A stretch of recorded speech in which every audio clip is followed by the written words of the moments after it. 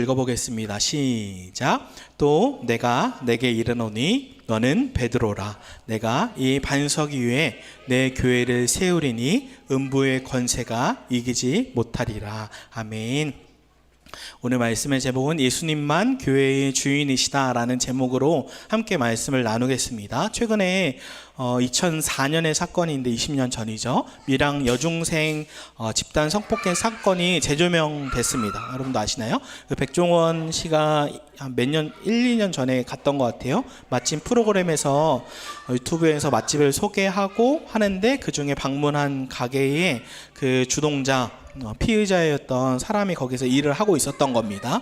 그래서 거기에 있었던 밀양 사건의 주동자들이 지금 계속 나오고는 있는데, 제가 뉴스를 찾아보니까 피해자의 삶은 제가 이 당시도 전 잘 알지는 사실 못했는데, 피해자의 삶을 보니까 그 당시에 중학생이었던 여학생이 전화를 걸었다가 잘못 전화를 건 거예요. 밀양에 있던 학생에게 잘못 전화를 가서 이때다 싶어서 계속 연결을 하고, 다른 지역에 살았는데 밀양에 와라 라고 해서 이렇게 집단 폭행을 당하고, 이걸 촬영해서 협박해서 너 계속 와야 된다, 아니면 뿌려버리겠다 해서 아주 수개월 동안 집단 폭행을 당해서 주동자들 그 핵심 인물들 한 40여 명, 그걸 망봐주고 한 사람까지 하면 100명 가량이 된다고 해요. 어마어마한 숫자죠.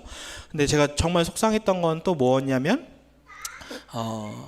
경찰들도 이걸 수사하면서 피해자한테, 이 당시 20년 전이라고 해도 속상한데, 피해자가 네가 왜 밀양에 갔냐 이렇게 얘기를 하고, 심지어 검사까지 네가 왜 밀양에 갔냐 라고 하는 아이에게 계속해서 더 어른들이 상처를 주고, 심지어 이 피해자의 친아버지는 술 중독으로 딸에게 폭행을 하기도 하고, 심지어 합의하겠다라고 해서 합의를 해서 5천만 원, 그 당시에 5천만 원이면 굉장히 큰 돈인데, 그 돈은 이 피해자에게 1원도 가지 않고 5천만 원을 친척들이 다 가져가고, 결국 이 자매가 서울로 이사를 가고 그 지역에 살 수 없으니까 가서도 너무 고통스러워서 수십 번을 자살을 시도했다고 해요.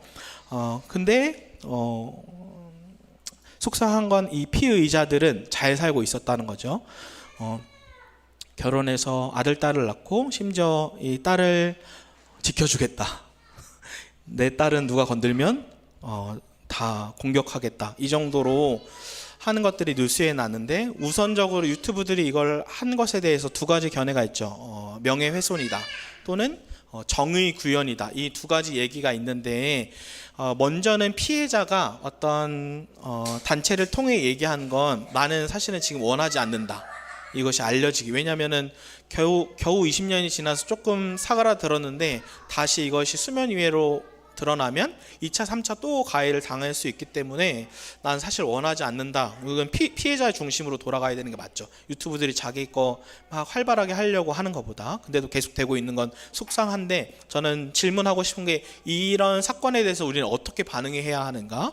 저번 주 설교에는 우리가 가장 큰 죄인이다, 이것을 신앙적으로 복음 앞에 사도 바울이 얘기한 것처럼 우리가 가장 큰 죄수 중에 괴물인 것을, 우리 안에 있는 똥들을 다 발견하는 건 중요하지만, 그러나 이 사건을 보고 우리는 마땅히 애통해야 하고 분노해야 하죠. 이런 사건에 대해서. 또 한 사건이 있었는데, 또 다른 사건이 있었는 통합교단의 큰 교회의 총회장으로까지 했던 목사님이 토요일 날 설교 준비는 안 하시고 권사님과 함께 무인 호텔에 가서 하는 것이 발견됐어요.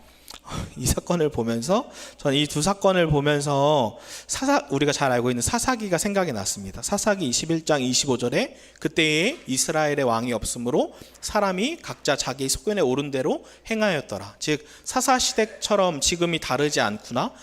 이스라엘이 하나님을 왕으로 여기지 않고 왕이신 하나님은 밀쳐내버리고 자기가 왕이 되어서 자기 중심적, 자기 욕구대로 살아가는, 사사기 때도 레위인이 마땅히 제사를 집행하고 말씀을 가르쳐야 되는데 어떻게 했어요?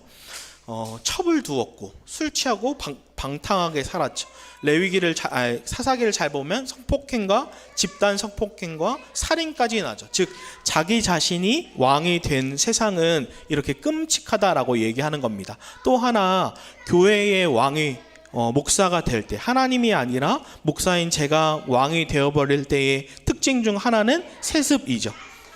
제가 이 세습에 대해서 성수인 목사님과 이야기한 적이 있어요. 목사님은 솔직하게 세습에 대해서 어떻게 생각하십니까? 라고 얘기할 때 안 되지라고, 안 되죠 라고 얘기하시고, 목사님은 THM을 연구해서, 조직신학을 연구해서, 그러니까 신학에 대해서, 교회론에 대해서 얘기할 때 교회의 주인은 누구인가? 우리가 다 알고 있는 하나님이다 라고 대답을 했고, 저는 성경을 더 연구하고 싶어서 성경신학을 전공했는데, 에스라 성경신학대학원에서 저는 그 대화하면서 저는 마태복음 16장 18절로 말씀하고 싶습니다. 교회의 주인은 목사가 아니라, 사람이 아니라 예수님이 주인이시다 라는 거죠. 이것이 사람이 왕이 되어버릴 때 특징 중에 하나이죠. 우리 본문 마태복음 16장 18절을 한 번 더 읽어볼까요? 시작. 또 내가 내게 이르노니 너는 베드로라. 내가 이 반석 위에 내 교회를 세우리니 음부의 권세가 이기지 못하리라. 아멘. 세습을 이야기하기 전에 먼저 이 성경의 배경을 저는 이야기하고 싶은데요. 감사하게 저는 이스라엘 졸업하고 이스라엘로 갔었는데, 성지순례, 우리 신학적 용어로는 성지순례를 사실 표현하진 않는데 쉽게 이야기하기 위해 성지순례, 이스라엘을 가서 제가 굉장히 말랐죠, 가운데. 성경을 입체적으로 알 수 있어서 너무너무 좋았어요. 그때 예수님께서 이 마태복음 16장의 배경이 뭐였냐면 빌립보 가이사랴의 제자들을 다 데리고 가십니다. 여기에요. 여기에 잘 보면 우상들이 있거든요. 하나하나 다. 이게 아세라 우상, 바알 우상이 있는 곳에 의도적으로 예수님이 빌립보 가이사랴에 가서, 제가 예수님 역할이면 제자들을 일부러 데리고 가신 거예요. 그러면서 물어보시죠. 사람들은 나를 누구라 하느냐? 그때 제자들은 세례 요한이라고도 합니다. 또는 예레미야라고도 합니다. 라고 선지자들의 이름을 이야기하는데, 예수님의 의도는 사실 다음 질문이죠. 그러면 너희는 나를 누구라 하느냐? 라고 물어볼 때 우리가 알고 있듯이 그 신앙의 위대한 고백을 하죠. 베드로가 주는 그리스도이십니다. 살아계신 하나님의 아들입니다. 라고 신앙 고백을 할 때 예수님께서 바요나 시몬아 복되다. 너는 그것을 너의 지식이나 학문이 너를 알게 한 게 아니라 하나님께서 너에게 그것을 깨닫게 해주신 거다. 라고 얘기하면서 마태복음 16장 18절에 너는 이제부터 이름이 베드로다. 라고 합니다. 베드로라는 단어는 페트로스라는 단어인데 반석, 바위예요. 그러면서 반석 위에 라고 하는데, 이 헬라어가 페트라 같은 어원인데 뜻이 바위, 반석이라는 뜻입니다.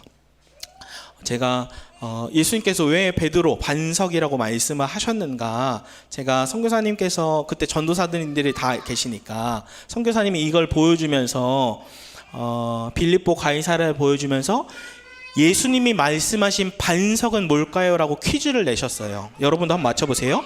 예수님이 말씀하신 반석은 무엇일까? 첫 번째, 이 땅에 있는 돌들이 반석일까? 예수님이 말씀하신. 두 번째, 여기 옆에 있는 조그마한 돌, 이게 반석일까? 세 번째 반석이 이 바위 산이 반석일까? 여러분 뭐라고 생각하세요?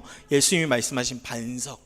이때 선교사님이 정답은 큰 산이 반석입니다 라고 얘기해 주셨는데, 왜냐하면 결국 이 작은 돌도 바닥도 다 깨질 수 있지만, 깨지고 부서지지만 바위 산은 절대로 2000년이 지나도 없어지지 않는데, 즉 무엇을 얘기하냐면 베드로의 믿음이 신실해서 반석 위에 세울 거야. 너의 신앙 고백 때문에 그것이 아니라, 베드로는 나중에 어떻게 해요? 부인하기도 하죠. 우리의 믿음은 무너지기도 하는데 베드로가 신실한 게 아니라 누가 신실하냐면 그리스도께서 신실하신 거다. 즉 우리가 열심히 신앙 고백하고 우리가 행동해서 페트라 바위 산 위에 세워진 것이 아니라 예수님의 신실함, 예수님 그분과 예수님이 십자가에서 행하신 일 때문에 우리에게 그 믿음이 주어진 거죠. 우리 마태복음 16장 18절을 한 번 더 읽어볼까요? 시작. 또 내가 내게 이르노니 너는 베드로라. 내가 이 반석 위에 내 교회를 세우리니 음부의 권세가 이기지 못하리라. 아멘. 제가 잊을 수 없는 스토리가 있는데, 인도네시아 선교, 청년 시절에 인도네시아 선교 갔는데, 그때 아마 이은미 사모님도 있었고 이은솔 집사님도 있었던 것 같고, 그때 육주영 간사님도 같이 있었던 것 같아요. 그때 인도네시아 선교 갈 때 그때 최모세 목사님이 안수 사역을 하셔서 토요일날, 저희 지금도 기억나요. 토요일날 밤에 안수 사역을 하고 제가 그때 간사로 섬기고 있었는데 안수를 하면서 다 청년들이 쓰러졌어요. 전 뒤에서 다 받쳐주고 다 눕혀주고 맨 마지막에 저 남아서 목사님 저 안수해 주시고. 근데 전 뭐 쓰러지지 않는데 일부러 쓰러질 필요는 없으니까 안 쓰러졌어요. 그냥 안수 기도 받고. 근데 다 누워서 청년들이 깊이 기도하고 있어서 저도 그냥 이렇게 누워서 기도했죠. 그 누워서 기도할 때 저한테 뭔가 환상처럼 이미지처럼 뒤에는 산들이 쫙 있었고 나무들이 있었고 교회가 있었고 파란색 지붕에 십자가 3개가 있는 교회가 확 보이는 거예요. 그래서 제가 하나님 감사합니다 이런 그림을 보여주셔서. 근데 이게 저의 상상일 수도 있고 제가 꿈꾸는 걸 수도 있으니까 이게 하나님이 저에게 주신 것이 맞다면 저에게 말씀으로 주십시오라고 그날 기도했거든요. 그날 토요일날 저녁인데 다음날 주일날 이제 인도네시아 사람들과 현지인들과 청년들이 같이 예배를 드리는 거예요. 그때 우리 김세희 목사님의 같이 파트너였던 갈렙 선교사님이라고 키가 한 190에 말랐고 콧수염이 가득한 선교사님이셨는데 되게 말랐어요. 근데 그 선교사님이 버버벅거리면서 인도네시아어도 버버벅거리시면서 설교를 하시는데 그때의 본문이 이 마태복음 16장 18절입니다. 저한테 교회를 보여주시고 다음 이렇게 말씀하는 거예요. 또 내가 내게 이르노니 너는 베드로야. 네가 이 반석 위에 내 교회를 세우리니 음부의 권세가 이기지 못하리라. 그러면서 주님이 마치 사나야 너는 페트라 반석이야.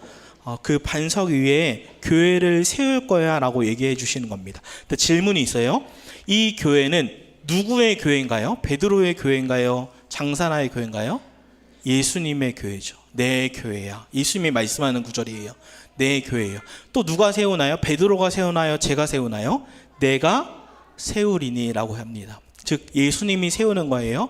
즉 교회의 주인은 철저히 예수님이시고 예수님이 세우시는 거죠. 우리가 세우는 것 같지만 우리를 통해 세우는 것 같지만 전적으로 예수님이 이 교회를 세우시는 것. 즉 위드처치의 주인도 장사나가 아니라 사람이 주인이 아니라 예수님만 주인이시다라는 겁니다. 환영해요. 근데 슬프게도 한국 교회의 시스템은 뭐예요? 대부분이 담임 목사, 저 같은 담임 목사가 왕이 되기 딱 좋은 구조입니다. 저 같은 담임 목사가 왕이 되기 좋은 구조인데 한 목사님의 말이 제게 와닿았어요. 공감이 됐는데 손목시계 같다. 뭐가 손목시계 같냐면 이 손목시계가 한 목사님이 손목시계가 하루에 1분씩 미세하게 늦어진다는 거예요. 근데 1분이면 별로 큰 차이 없잖아요. 저 같은 사람은 그냥 하고 다니거든요.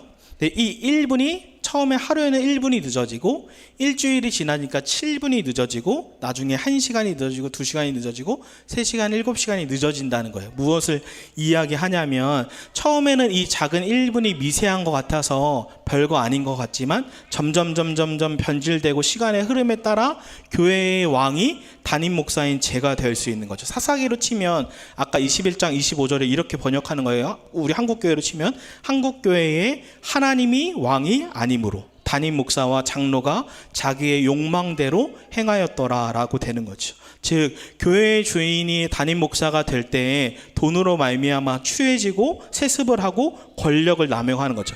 제가 재밌는 스토리가 있는데 저희 아버지랑 식사를 하면서 저희 아버지가 세습하면 안 되지 막 이렇게 얘기를 하시는 거예요. 그래서 제가 장난기 있게 물어봤어요. 아버지 그럼 만약에 아버지가 목사님이셨어. 담임 목사님 엄청 큰 교회 10,000명 되는 교회 그러면 저에게 안 물려줄 거예요? 그때 아버지가 뭐라고 얘기하셨냐면 물려줘야지. 그래서 제가 이게 뭐가 달라 내로남불이지 그러면서 씁쓸하게 제가 웃었던 이야기가 있는데 그와 같이 이게 자기의 친아들이면 말이 달라지는 수밖에 없는 거죠. 교회 개혁을 하셨던 김동호 목사님 제가 참 존경하는데 이 목사님은 세습 반대 운동을 하셨어요. 근데 이 목사님에게도 아들이 목사님이세요. 교수님이시기도 하고. 근데 이 목사님이 유명하시고 사역을 잘하니까 사람이 막 2-3천 명 몰려들었어요. 근데 목사님이 자기의 자리를 내려놓고 다음 목사님께 내어주고 다시 개척한 거예요. 근데 또 사람이 몰려요. 또 내려놓고 또 개척하고 이렇게 굉장히 많은 교회를 했는데 어떻게 보면 하나 정도는 아들에게 줄 수 있지 않은가? 근데 이 목사님은 예수님만 교회의 주인 돼야 한다라는 거에 목숨을 거신 거예요. 그래서 이 아들이 그 교회 뭐 담임 목사로 가는 게 아니라 다른 교회에 부교육자로 신청해서 들어가려고 했는데도 다 떨어지는 거예요. 왜냐하면 김동호 목사님 아들이니까.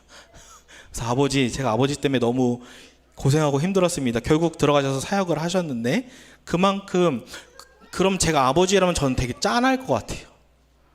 내 아들이 나 때문에, 이 생명 건 것 때문에 아들까지 피해를 입는구나. 그러면서 김동호 목사님 생각을 하신 거예요. 왜 도대체 그 세습 반대 운동할 때 성도들은 세습을 반대하지 않는가?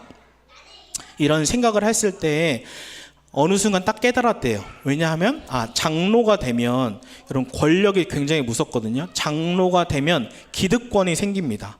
권력이 생겨요. 그럼 반대하잖아요. 혼자 세습은 안 됩니다 라고 하면 어떻게 돼요? 쫓겨납니다. 그러니까 그 기득권과 권력을 본능적으로 잃기 싫은 거예요. 제가 반대 사례에 참 좋은 교회가 있었는데, 의정부 비전교회, 제가 마지막 사역했던 곳인데, 박근수 목사님이 사역했던 곳인데, 35살에 젊은 나이에 교회에 청빙을 가세요. 근데 그 교회는 건강한 교회가 아니라 사실은 무너져가는 교회였습니다. 재정적으로 힘들어서 예배당을 크게 지었는데 빚을 감당 못해서 막 교회가 무너지기 직전의 교회에 35살의 목사님이 가셨는데, 목사님이 어떤 거에 생명을 걸었냐면 예수님만 주인 되는 교회가 돼야 한다. 그래서 목사님이 하신 게 2가지가 있는데, 첫 번째는 당회를 세우지 않는 거예요. 당회는 장로님이, 우리 장로교회는 당회를 세워야 되고, 항종직으로 70세까지 70세에 은퇴를 해요. 그럼 뭐예요? 주인 노릇하기 딱 좋습니다. 그래서 실제로 저는 이제 목회자니까 수많은 교회의 소식들을 듣는데 이런 거예요. 장로가 교회의 주인이 되면 어떡하냐면, 만약에 성현이가 담임 목사로 왔어요. 근데 복음을 설교해, 죄를 설교해, 싫어. 그럼 어떻게 해요? 나가. 다음 목사와. 교회의 주인이 장로가 되는 거예요. 그래서 그걸 못하게 하려고 당회를 세우지 않고 운영위원회를 세웠습니다. 운영위원회는 리더십인데 3년마다 체인지돼요. 계속. 왜요? 장로가 주인 노릇하지 못하게. 나 장로하고 싶은데 그럼 다른 교회 가셔도 됩니다. 네, 운영위원회로 누구도 주인 노릇하지 못하게. 2번째로는 담임 목사님도, 박근수 목사님도 7년마다 재신임 투표를 한 거예요. 그래서 모든 사람이 7년이 지나면 담임 목사를 투표할 수 있도록. 왜냐하면 한번 잘 생각해 보겠습니까? 우리는 다 영적인 존재여서 무엇을 아냐면, 목회자가 지금 깨어있는가 타락되고 있는가를 다 압니다. 다 인지해요. 그래서 담임 목사가 잘 가고 있나 안전장치를 스스로도 하고, 성도들도 목회자가 타락하는가 깨어있는가를 점검하는 거죠. 저는 단순히 세습을 비판하고 거기서 끝나는 것이 아니라, 저는 궁극적으로 비판하는 목적은 내 자신에게 어떻게 적용할 건가. 나도 1분 느린 시계처럼 죄성인 저는 교회의 담임 목사가 제가 왕이 되고 아들에게 세습할 수 있고 라는 죄인인데, 어떻게 내 자신을 지키고 나에게 적용하고 교회를 지킬 수 있는가. 저는 그대로 적용하기 원하는데, 우리가 저번 주 나눔 때 제가 한번 이야기했어요. 첫 번째로는 위드처치가 구조적으로 갖는 건데, 섬기는 리더십을 갖는 겁니다. 제가 운영위원회라고 하지 않고 섬기는 리더십으로 하고 싶은데, 제가 개척책 읽으면서 홍민기 목사님이 이제 그런 단어, 당회, 운영위원회, 옛날 단어보다 새 교회는 새로운 단어가 좋다. 저는 예수님만 주인 되는 섬기는 리더십, 높은 위치로 올라가는 게 아니라, 그래서 이 섬기는 리더십은 3년마다 체인지 된다. 그러니까 당회나 장로가 주인 노릇하지 않는 구조죠. 그래서 예를 들어 성도가 30명은 돼야 될 것 같아요. 30명이 되면 그중에 저를 포함해서 3명이 섬기는 리더십이 되는 거예요. 또 100명 이상이 되면 5명, 최대는 7명까지 섬기는 리더십. 왜냐하면 섬기는 리더십이 이제 그 이상으로 많아지면 교회가 오히려 산으로 가기 때문에 리더십을 세워서 3년마다 재신임을 하는 거죠. 2번째는 담임 목사인 저도 7년마다 재신임 투표를 하는 겁니다. 목회자인 제가 타락하는 것을 방지하는 것. 제가 근데 이 설교를 준비하면서 난 왜 이 미친 짓을 지금 하고 있지? 이런 생각을 했어요. 왜냐면 생각해보세요. 사업 대표, 예를 들어 김은수 집사님이 나중에 대표가 됐어. 이 김은수 집사님 회사에서 재신임을 7년마다 해. 그럼 어때요? 미친 짓이지. 나가 하고 다른 사람이 올 수 있는. 근데 왜 이 미친 짓을 하려고 하는가 라고 생각한다면 나는 진짜 예수님만 교회의 주인 되는데 목숨을 걸어야겠다. 그러니까 말로만, 설교로만, 어떤 구호로만 하는 게 아니라 진짜로 어떤 누구도, 어떤 사람도, 돈 많은 사람도, 장로도 교회의 주인 노릇하지 못하게, 심지어 개척 멤버도, 심지어 목사도 어떤 누구도 주인 노릇하지 않고 예수님만 교회에 철저하게 주인 되는 것이죠. 물론 섬기는 리더십에는 세울 때의 분명한 조건이 있습니다. 철저하게 섬기는 리더십도 예수님만 주인, 예수님만 왕된 사람이 세워져야 돼요. 제가 의정부 비전교회 이번 주 목사님께 다 이런 것도 여쭤보려고 수요일날 만나 뵙기로 했어요. 박근수 목사님을. 제가 어느 정도 사역을 했기 때문에 알기 때문에 그 운영위원회를 3년마다 체인지하고 뽑는 그 기준이 있는데 기본적인 조건이 두 가지입니다. 주일 성수 11조. 그러니까 왜 주일 성수와 11조냐면 주일 성수는 예배란 무엇이냐면 로드십이죠. 예수님만 우리의 왕입니다. 이 예배 때 설교 어떻게 하나라고 평가하는 게 아니라 진짜 예수님이 우리의 왕입니다라고 철저하게 고백하는 거죠. 헌신이 뭐예요? 드릴 헌의 몸 신이죠. 우리의 몸을 완전히 하나님께 드립니다. 헌금이 우리의 재정을 드립니다라는 뜻인데 무엇을 의미하냐면 이 시대는 자본주의, 돈이 세상의 주인이야, 돈이 세상의 왕이야 라고 돈에 질질 끌려가는 인생이 아니라 예수 그리스도가 우리의 주인이야, 돈은 통로야 라고 하면서 돈에 끌려가는 인생이 아니라 예수 그리스도께 끌려가는 인생. 그래서 저는 저희 가정은 유민이 하민에게도 지금부터 용돈을 받는데 11조 훈련을 합니다. 유민 하민아, 돈의 주인은 우리가 아니야, 예수 그리스도가 우리의 주인이야. 그 11조의 고백이 너희가 용돈을 모아서 10,000원이 되면 1,000원을 드리는 것이 예수님이 왕입니다라는 고백이야. 너희가 봐봐, 이게 돈이 아까운 것 같은데 엄마 아빠가 얼마나 행복하게 감사하게 형통하게 살아가니? 진짜 예수님을 주인으로 고백할 때 돈에 끌려가는 인생이 아니라 진짜 하나님이 형통하게 하는 인생으로 반드시 인도해 라고 교육하는 거죠. 근데 이 구조적으로만 끝나는 게 아닙니다. 뭐 해야 되냐면 신앙적으로도 해야 돼요. 로드십, 예수님만 우리의 주인이다. 왜냐하면 이 구조적으로만 하고 끝나잖아요. 그럼 변질되면 다시 이 구조를 본능적으로 바꿔요. 느려진 시계와 같이. 그래서 평생의 위드처치는 예수님만 주인 되는데 목숨을 걸어야 한다. 제가 어느 날 이렇게 잠을 자는데 저희는 어린이들이 같이 들여서 시끄러워도 어쩔 수 없어요. 같이 잠을 자는데 유민이 하미가 저에게 이렇게 물어보는 거예요. 아빠, 하나님 왜 선악과를 만드셨어? 그래서 너 굉장히 신학적이구나. 근데 이 질문을 청년 사역하면서, 청소년 중고등부 사역하면서 굉장히 많이 들어왔습니다.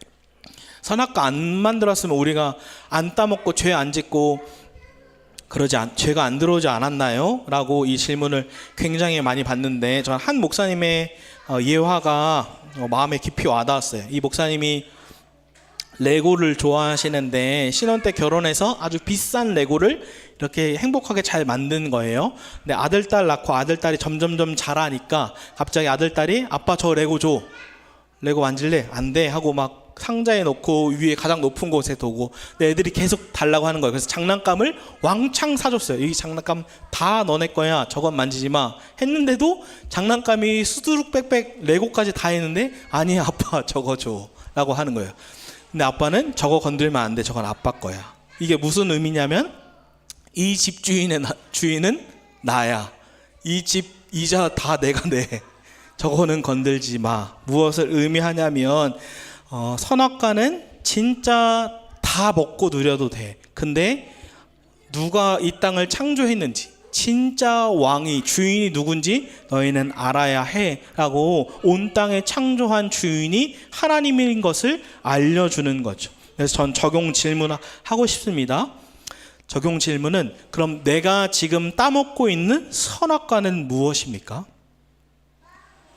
한번 생각해 보십시오. 또 기도해 보십시오. 하나님, 제가 지금 따먹고 있는 선악과는 무엇입니까? 제가 저번 주 설교할 때도 김은수 목사님이 목사님 타겟 설교 하는데요 이러는데 저는 절 돌아보면서 정직하게 타겟 설교를 안 하려고 노력합니다. 왜냐하면 사실 이 설교는 1번으로 장사나의 문제예요.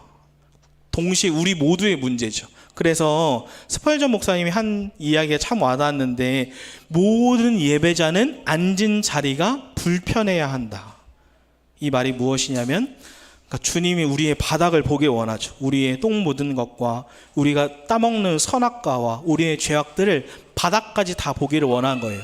근데 여러분들은 1시간 괴로울 수 있지만 저는 일주일 내내 괴롭습니다. 나는 지금 따먹은 선악과가 무엇인가? 일주일 내내 제가 물어봤을 때 깨닫는 게 있었어요. 내가 따먹는 선악과가 무엇인지 깨닫는 게 있었어요. 저희가 예배당 여기로 들어오고 나서 물품들을 거의 매주 매주 저번 주도 그렇고 어저께도 아침 10시 출발해서 저희가 저녁 8시까지 세팅하고 준비하고 하루 종일 했거든요. 근데 이 물품들을 사면 많은 세밀한 물품들을 다 사는데, 교회 물품을 사다가 아이들도 고생하니까 아이들에게 은근슬쩍 스카치 테이프 같은 걸 필요해서 사줬어요. 근데 이거는 교회 게 아닌 거예요. 이건 저희 가정 거지. 스카치 테이프 하나. 근데 제가 다시 헌금을 했지만 주님이 저에게 깨닫게 하신 것은, 사나야, 작은 1,000원의 재정이라도 절대 틈을 주면 안 된다. 내가 지금 이게 따먹는 선악과구나. 물론 우리 교회 후원도 2년 반이 지났으니까 점점 줄고 11조도 줄고 재정이 200만 원 정도밖에 남지 않았지만 저희도 재정에 대해서 불안함이 제 안에 없어요. 평안함이 있고, 아내랑 얘기해서 우리가 500만 원 재정 헌금하자. 이 마음은 예수님만, 저도 주인 노릇하지 않고 예수님만 교회의 주인이다. 또 이 재정에 대해서 저희가 가을 노회에 들어가면 이제 기도처에서 정식 설립 예배가 되는데, 그러면 교회 통장 만들 거예요. 근데 성도가 30명은 돼야 섬기는 리더십이 세워져서 재정부도 맡길 겁니다. 근데 그 전까지 왜 제가 하냐면, 작은 교회의 개척교회의 재정을 누구한테 함부로 맡겼다가 전 수많은 목사님들을 미팅하고 만났으니까 오히려 어려운 케이스를 전 많이 봤습니다. 예를 들어 지금 저희 왔다가 교회 떠난 가정들이나 성도님들 있잖아요. 거기한테 재정을 맡겼다고 생각해봐요. 그럼 좀 아찔해지죠. 또는 그 재정으로 주인 노릇할 수 있거든요. 그래서 목사님들이 저에게 얘기해 준 건 어느 정도 규모가 생기기 전에 재정은 목회자가 관리하는 게 좋고, 리더십이 세워지면 그 다음에 재정을 맡기는 게 좋다. 그럼에도 불구하고 저한테는 철저하게 훈련받아야, 아주 작은 틈도 놓치지 말아라. 예수님만 교회의 주인이 돼야 한다라고 두렵고 경외함으로 재정을 써야 하는 거죠. 다시 묻습니다. 우리가 지금 따먹고 있는 선악과는 무엇입니까? 왜냐하면 하나님이 보실 때에는 세습을 하고 돈에 먼 목회자와 선악과를 따먹고 있는 나와 하나님이 보실 때는 동일한 거예요. 이것에 불편해야 되고 고통스러워하고 다시 주님께 왕권을 돌려드려야 하는 겁니다. 근데 도대체 예수님께서는 왜 그토록 왕이 되시려고 하는가? 왜 왕이 되시려고 하는가? 제가 참 좋아하는 목사님 김용의 선교사님이 계시는데, 이 김용의 선교사님이 아버지가 술 취한 분이었고 술집 사장이었어요. 그래서 맨날 기생에게 가고 어머니는 거들떠 보지도 않고, 그러다 갑작스럽게 아버지가 돌아가십니다. 그러면서 어머니가 홀로 이 선교사님 자식들을 다 키우는데, 키울 때 부모님이 단 한 번도 아들아 사랑해 라고 말한 적이 없대요. 오히려 엄마는 기분이 좋을 때 이 연병할 놈, 이게 기분 좋은 얘기고, 기분이 나쁘면 욕을 더 심하게 하시죠. 근데 이 선교사님이 살아계신 하나님을 인격적으로 따뜻하게 만나신 거예요. 그러면서 주님이, 용의야, 너는 망해버린 술집 아들이 아니란다. 사랑하는 내 아들이란다. 그것도 내 사랑하는 아들 예수 그리스도가 대신 죽어야 했을 만큼 너는 내 소중한 자녀란다. 이 얘기에 선교사님이 꼬꾸라지시고 헌신, 헌, 몸신 해서 자기의 몸을 선교사로 바친 거예요. 이 선교사님이 아들을 낳고도 아들의 이름을 김선교라고 지으셨는데, 이 선교사님도 삐뚤어 나가지 않고 삶을 헌신해서 젊은 선교사가 되셨어요. 그러면서 이 아들이 아프리카 선교지로 갔었고, 그때 나중에 아버지를 만나서 이렇게 얘기하는 거예요. 아버지, 제가 아프리카 선교 때 선교사로 갔을 때 아버지 그때 오신 거 기억하세요? 기억하지? 그때 사실 전 너무 힘들고 고통스럽고 괴로워서 이 선교사를 그만두려고 했습니다. 근데 아버지가 주신 편지, 그것 때문에 제가 일어날 수 있었고, 그 편지를 벽에 붙여놓고 날마다 봤습니다.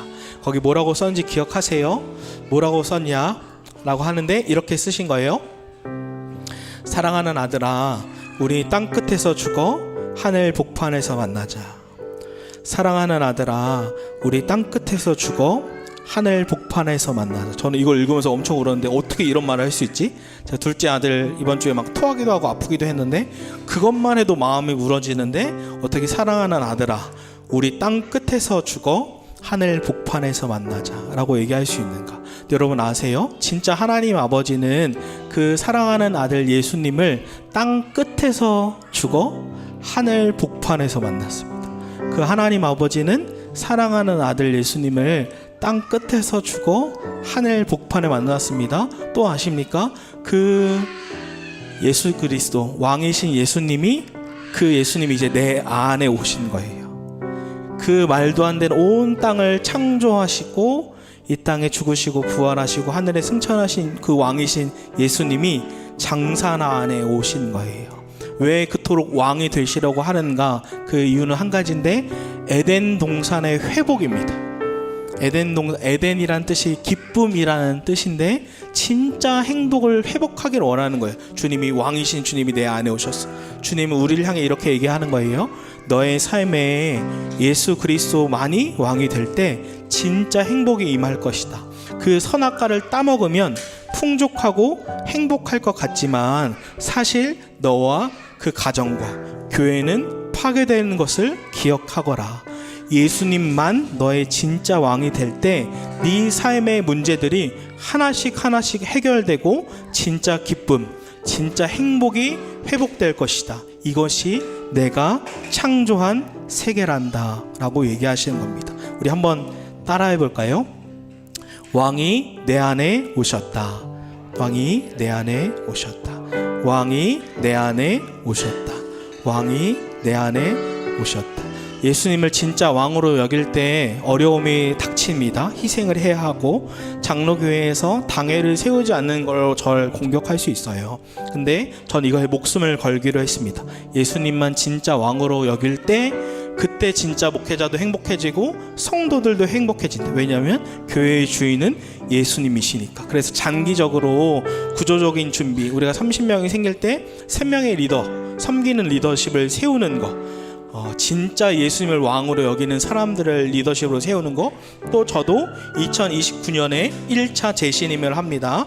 제가 기억하기로 오늘 수요일에 한 번 더 미팅할 건데 60%를 넘어야 되는 것 같아요. 잘 부탁드려요. 제가 타락하지 않도록. 또 신앙적으로 내가 따먹고 있는 선악과는 무엇인가 점검하는 거예요. 우리 한 번 더 외쳐볼까요? 왕이 내 안에 오셨다. 왕이 내 안에 오셨다. 아멘. 우리 찬양하고 기도하겠습니다.